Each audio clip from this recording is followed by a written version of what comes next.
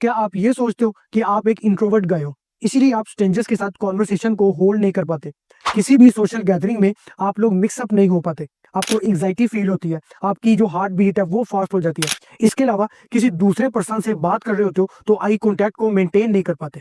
और वहीं आपके सराउंडिंग्स में कुछ ऐसे लोग मौजूद हैं जो कि बड़ी आसानी के साथ लोगों से कनेक्ट हो जाते हैं, उनके साथ एक अच्छा रिलेशनशिप बिल्ड कर लेते हैं और उन्हें वो बेनिफिट्स और पर्क्स में मिलते हैं कि जिन्हें आप सिर्फ इमेजिन कर सकते हो। उनके रिलेशनशिप्स में, उनकी जॉब्स में, उनकी बिजनेस अपॉर्चुनिटीज में लोग उन्हें अपने इवेंट्स में सबसे पहले इनवाइट करते हैं और आपको भूल ही जाते हैं, बिकॉज आपने कभी भी लोगों के ऊपर एक लास्टिंग इंप्रेशन नहीं छोड़ा कि लोग आपको याद रखें। तो मैं जानता हूं कि आप में से मेजॉरिटी लोग सोचते हैं कि ये जो कॉन्फिडेंस है ये लोगों में बाय बर्थ होता है और मैं बाय नेचर एक इंट्रोवर्ट हूं और it's okay because nature can't be change.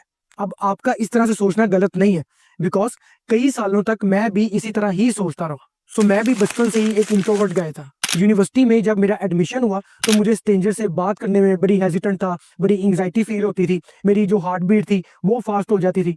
लड़कों से तो समहाउ मैं मैनेज कर लेता था, बट अगर लड़कियों से बात करनी होती थी तो सवाल ही पैदा नहीं होता। और इसका वो नुकसान ये हुआ कि पहले सेमेस्टर में मेरा एक भी सिंगल दोस्त नहीं था। मैं सिर्फ यूनिवर्सिटी जाता था, अपनी क्लास लेके वापस आ जाता था और वहीं बाकी लोग थे कि जिनकी अपनी अच्छी दोस्तियां हो गई थी, उनके ग्रुप्स बन गए थे और पहले सेमेस्टर में वो एक पूरी जो यूनिवर्सिटी की लाइफ होती थी ना उसको वो एंजॉय कर रहे होते। वहीं मेरी क्लास में एक लड़का था अली, जो कि काफी कॉन्फिडेंट और काफी एक्सट्रोवर्ट गाय था। क्लास में उसकी काफी दोस्तियां थी, लड़कों में भी और लड़कियों में भी। टीचर्स का भी वो मोस्ट फेवरेट स्टूडेंट था और वो उसे मार्क्स में, असाइनमेंट्स में और भी काफी चीजों में उसे फेवर किया करते थे। और मैं वहीं एक कोने में बैठा हुआ सिर्फ सोच ही रहा होता था कि यार काश मैं भी इसकी तरह हो सकता। बट आज 2025 में मैंने अपने कॉन्फिडेंस के ऊपर काफी काम किया, खुद को एक्सपोजर दिया, प्रैक्टिस किया और एक इंट्रोवर्ट गाय से खुद को एक कॉन्फिडेंट और एक्सट्रोवर्ट गाय में ट्रांसफॉर्म किया, जो कि एक टाइम पे स्ट्रेंजर से, स्पेशली वुमेन से बात करने से घबराता था, बट आज मुझे ये भी कोई इशू महसूस ही नहीं होता। और इस चीज ने मेरे लिए काफी अपॉर्चुनिटीज को भी ओपन किया, both in money wise and relationships. आज की वीडियो में मैं आपको एक फुल मैकेनिज्म दूंगा कि आप कैसे अपने कॉन्फिडेंस को बिल्कुल जीरो से बिल्ड कर सकते हो और एक इंट्रोवर्ट गाय से एक कॉन्फिडेंट एक्सट्रोवर्ट गाय बन सकते हो। जिसमें पहले मैं आपको कॉन्फिडेंस के 3 इंपॉर्टेंट स्टेप्स बताऊंगा और फिर मैं आपको कुछ चैलेंजेस दूंगा कि जिनको पूरा करके आप इन स्टेप्स को प्रैक्टिकली अपनी लाइफ में इंप्लीमेंट कर सकते हो। तो आपने सिर्फ एक काम करना है कि आपने मेरी बात को फुल फोकस के साथ सुनना है और आपने इन पॉइंट्स के नोट्स भी बनाने हैं, बिकॉज नहीं तो आप ये वीडियो जैसे ही खत्म करोगे तो तमाम चीजों को भूल जाओगे। तो क्यों एक्सट्रोवर्ट्स को इंट्रोवर्ट से ज्यादा अच्छी अपॉर्चुनिटीज मिलती है? तो आप एक सिनेरियो को इमेजिन करो कि एक ऑफिस है कि जहां पे सारे लोग चुपचाप बस अपना काम करते हैं, वो अपने बॉस को कोई भी सजेशन नहीं देते, कोई भी इंप्रूवमेंट का नहीं बताते, इन शॉर्ट वो कभी भी अपने बॉस को इंपॉर्टेंट फील नहीं करवाते। वहीं पे एक एक्सट्रोवर्ट गाय आता है जो कि जानता है कि उसने अपने बॉस को इंपॉर्टेंट फील कैसे करवाना है। वो उसकी किसी पर्सनैलिटी के ट्राइट पे उसे कॉम्प्लीमेंट देता है कि सर आप एक्सप्लेन बहुत अच्छा करते हैं। वो जानता है अपने बॉस की डिमांड्स को, अपने बॉस की नीड्स को, कि जब भी उसका बॉस कुछ पूछता है उससे कि मुझे इस चीज के बारे में सजेशन दो कि हम कैसे अपनी सेल्स को इंक्रीज कर सकते हैं, तो इंस्टेड ऑफ के वो इधर उधर देखे या चुप करके बैठा रहे, उसका जो भी ओपिनियन होता है वो उसको शेयर करता है। सो इन द एंड उसे वो तमाम बेनिफिट्स मिलते हैं अपनी सैलरी में, अपने प्रमोशंस में। सो हर इंसान को अच्छा लगता है कि आप उसे इंपॉर्टेंट फील करवाओ। और एक जो एक्सट्रोवर्ट गाय होता है उसको पता होता है कि उसने लोगों के साथ कनेक्ट कैसे होना है, उनको इंपॉर्टेंट फील कैसे करवाना है। प्लस जब आप डिफरेंट लोगों के साथ इंटरेक्ट करते हो तो आपको डिफरेंट लोगों की साइकी के बारे में, उनकी थिंकिंग के बारे में पता चलता है और आप सीखते हो कि आपने कैसे लोगों के साथ कम्युनिकेट करना होता है। जल्दी से कॉन्फिडेंस रिलेटेड जो गलत बिलीफ लोगों में है वो देख लेते हैं, बिकॉज गलत चीजों को माइंड से निकालोगे तभी तो सही चीजें आएंगी। तो सबसे पहला कि कॉन्फिडेंस एक ऐसी चीज है जो कि बाय बर्थ लोगों में आता है। सो कॉन्फिडेंस कोई भी आपका पर्सनैलिटी ट्राइट नहीं होता, जैसे कि आपकी स्किन का कलर या आपकी हाइट या कोई स्पेसिफिक फेशियल स्ट्रक्चर, बल्कि कॉन्फिडेंस एक स्किल है जिसे टाइम के साथ आप सीखते हो, प्रैक्टिस करते हो, खुद को ऐसी सिचुएशंस में डाल के कि जिन्हें आप अभी तक अवॉइड कर रहे हो, यानी कि सिंपल एक्शन लेके। दूसरा कि कॉन्फिडेंट होने का मतलब है कि आप किसी चीज से भी नहीं डरते। सो ये भी गलत है। कॉन्फिडेंट लोग भी डरते हैं, बट वो करते क्या है कि वो आगे बढ़ते हैं और कभी भी डर को खुद पे हावी नहीं होने देते। और इन 3 स्टेप्स को इंप्लीमेंट करके आप बहुत ज्यादा कॉन्फिडेंट बन सकते हो। बट एक बात याद रखना कि आपको कभी भी इंस्टेंट रिजल्ट नहीं मिलेंगे। ऐसा नहीं होगा कि आप ये मेरी वीडियो कंप्लीट देख लो और बस आप कॉन्फिडेंट हो गए। आपको हार्ड वर्क करना पड़ेगा, पेशेंस रखना पड़ेगा।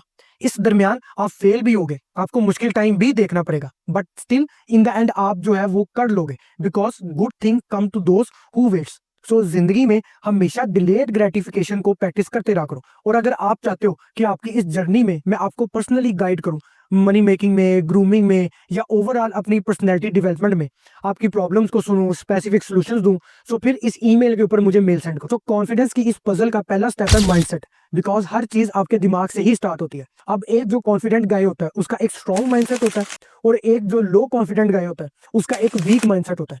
अब होता क्या है ये स्ट्रॉन्ग और वीक माइंडसेट? कि आपको अपने दिमागों से कोई बॉक्सिंग करवानी है? एक वीक माइंडसेट वाला बंदा हमेशा दूसरों को खुश करने के बारे में सोचता है कि यार बस वो मुझे पसंद कर ले, और वहीं एक जो स्ट्रॉन्ग माइंडसेट वाला होता है उसे नहीं परवाह होती कि लोग उसे पसंद करें या ना करें, बिकॉज वो खुद की वर्थ को जानता है।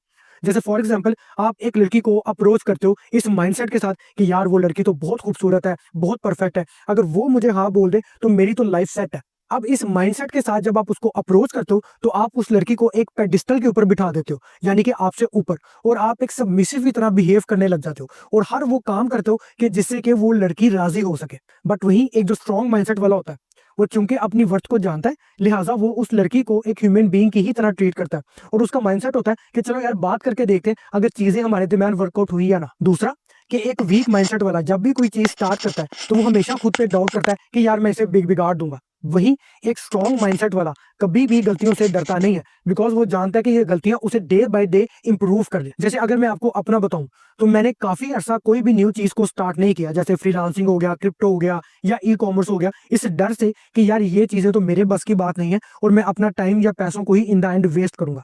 इस अप्रोच ने मेरा बहुत सा टाइम वेस्ट किया और मैं काफी जल्दी जो था वो यानी कि ग्रो कर सकता था।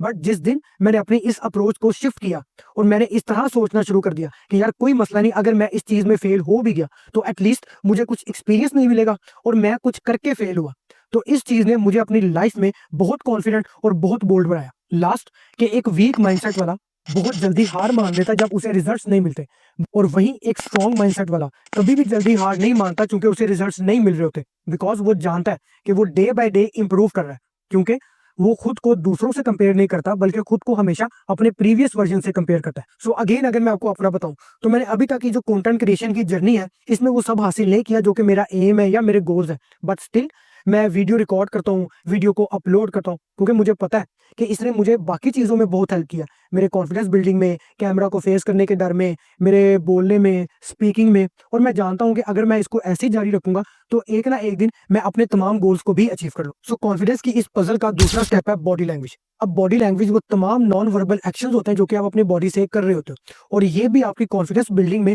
बहुत बड़ा रोल प्ले करती है, और बहुत से लोग इसको कंप्लीटली इग्नोर करते हैं या इसको इतना इंपॉर्टेंट नहीं समझते, और मेरा भी सेम ही माइंडसेट था अंटिल कि मैंने बॉडी लैंग्वेज के ऊपर एक वीडियो देखी, इसके बारे में मजीद जाना, और जब इसे इंप्लीमेंट करना स्टार्ट किया तो मैंने अपनी लाइफ में अपने कॉन्फिडेंस बिल्डिंग में एक बहुत बड़ा डिफरेंस देखा। सो एक वीक बॉडी लैंग्वेज में पहला पॉइंट होता है स्लाउज्ड पोस्चर। सो जब भी आप एक बंदे से बात कर रहे हो और वो इस तरह को बैठा हुआ और आपकी बात सुन रहा है तो आपके माइंड में उसका जो है वो एक नेगेटिव जो है यानी कि क्रिएट होगा। वहीं एक ऐसा पर्सन जो कि कंफर्टेबली बैठा हुआ और आपकी बात को सुन रहा है तो आप फौरन जो है उसको एक कॉन्फिडेंट गाय समझोगे। दूसरा, कि नॉट मेकिंग आई कॉन्टैक्ट। सो बहुत से लड़के जब भी किसी पर्सन से बात कर रहे होते हैं तो वो आई कॉन्टैक्ट को मेंटेन नहीं करते, या तो वो नीचे देख रहे होते हैं या लेफ्ट या राइट, या फिर अगर गुजर रहे हो तो फिर भी हमेशा वो नीचे को उनकी नजरें झुकी होती हैं। तो ये चीजें भी आपको एक लो कॉन्फिडेंट गाय शो करवाती है, बजाय इसके कि अगर आप एक ऐसे पर्सन से बात कर रहे हो कि जिसने आपके साथ एक स्ट्रॉन्ग आई कॉन्टैक्ट को मेंटेन किया है, तो उसका जो एक स्ट्रॉन्ग इंप्रेशन आपके माइंड में बिल्ड होगा। और लास्ट पॉइंट, कि फिजिटिंग, कि आप अपनी फिंगर्स को या अपने बाजुओं को ऐसे क्रॉस रख रहे हो या अपने चेहरे के ऊपर जो है ऐसे खारिज करना शुरू कर दो, तो ये तमाम चीजें भी आपको एक लो कॉन्फिडेंट गाय बनाती है।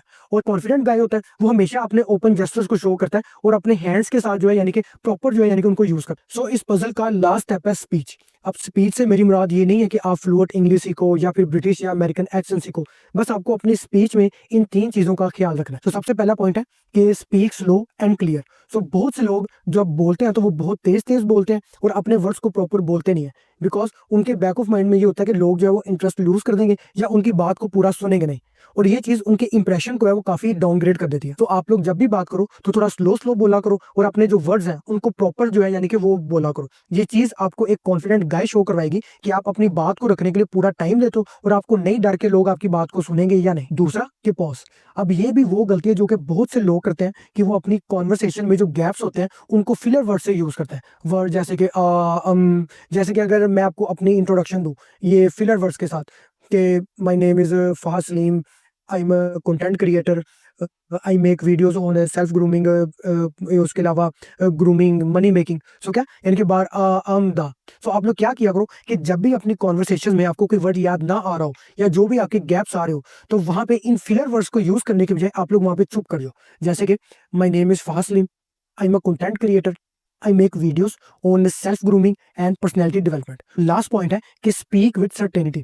सो अपनी बातों में ये जो क्वेश्चनिंग टून या फिर जो सजेस्टिंग टून होती है कि हम ऐसा कर सकते हैं या अगर आपको हो तो हम ऐसा कर लेंगे, इन चीज़ों को ड्रॉप करो और जब भी बात करो तो पूरी सर्टेनिटी और अथॉरिटी के साथ बोलो। कि जैसे अगर आपसे कोई भी सजेशन मांगता है तो इंस्टेड ऑफ आप इस तरह बोलो कि हम ये कर सकते हैं, आप वो बोलो कि हमें ये करना है। सो आपके लिए कुछ चैलेंजेस हैं कि जिनको पूरा करके आप इन तीनों पॉइंट्स को अपनी लाइफ में इंप्लीमेंट कर सकते हो। तो सबसे पहला चैलेंज है कि आपने जब भी चलना है तो स्ट्रेट चलना है, कंधे आपके पीछे को होंगे, और जब भी आप किसी पर्सन को इनकाउंटर करो तो उसके साथ कुछ सेकंड्स का जो आई कांटेक्ट है वो होल्ड करो। दूसरा चैलेंज है कि अपनी कॉन्वर्सेशंस की जो स्पीड है उसको स्लो करो और वर्ड्स को प्रॉपरली बोला करो, और उसके अलावा अपने गले से बोला करो, ना कि अपने नाक से। तीसरा चैलेंज है कि आपने किसी भी एक जो स्ट्रेंजर गर्ल है उसको आपने अप्रोच करना है और आपने उससे एक नॉर्मल कॉन्वर्सेशन को स्टार्ट करना है। वो लड़की आपकी यूनिवर्सिटी में हो सकती है या आपके किसी वर्क प्लेस में हो सकती है। और फिर लास्ट चैलेंज है कि आपने खुद को कैमरे के अंदर रिकॉर्ड करना है और 1 से 2 मिनट तक जो भी आपके माइंड में आ रहा है आपने उसको बोलना है। सो अब तक मैंने आपको कॉन्फिडेंस के 3 स्टेप्स बताए, जिनमें पहला मैंने आपको बताया था कि माइंडसेट, दूसरा बताया था आपको बॉडी लैंग्वेज, तीसरा बताया था आपको स्पीच, और फिर मैंने आपको कुछ चैलेंजेस बताए थे कि जिनकी मदद से आप इन तीनों पॉइंट्स को अपनी लाइफ में इंप्लीमेंट कर सकते हो। बट सिर्फ इस वीडियो को देख लेने से आप कॉन्फिडेंट नहीं होगे, आपको उन तमाम चीजों को अपनी लाइफ में इंप्लीमेंट करना होगा, एक्शन लेना होगा। बिकॉज हमेशा याद रखो, ये जो सेल्फ हेल्प वीडियोज होती हैं या बुक्स होती हैं, ये सिर्फ एक गाइड होती हैं जो कि आपको आपकी मंजिल तक रास्ता दिखा सकती हैं। उस रास्ते के ऊपर चलना आप लोगों ने। So stop thinking and take action now, because my friend you are an asset, so stop wasting yourself. इसके अलावा अगर आपकी एज तो 25-26 साल है, बट स्टिल आपका जो माइंडसेट है वो बच्चों वाला ही है, और आप जानना चाहते हो कि वो क्या क्वालिटीज है जो कि एक रियल मैन में होती है, तो फिर इस वीडियो को देखो।